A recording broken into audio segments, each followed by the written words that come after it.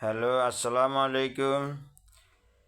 প্রবাসী ভাই বোনদের প্রতি অনুরোধ করতেছি, আমি একজন প্রবাসী হয়ে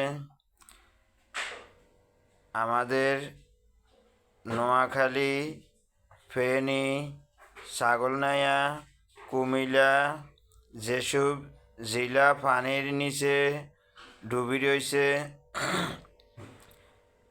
তাদের বিপদের সময় তাদের পাশে দাঁড়ানোর জন্য আপনাদেরকে বিনোদনভাবে আহ্বান করা হচ্ছে।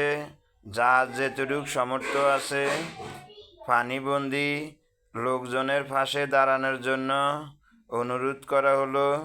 প্রবাসী ভাই বোনেরা, যার যতটুক তৌফিক আছে, যারা পানিবন্দী হয়ে গেছে তাদের পাশে দাঁড়ানোর জন্য আপনাদেরকে অনুরোধ করা হচ্ছে।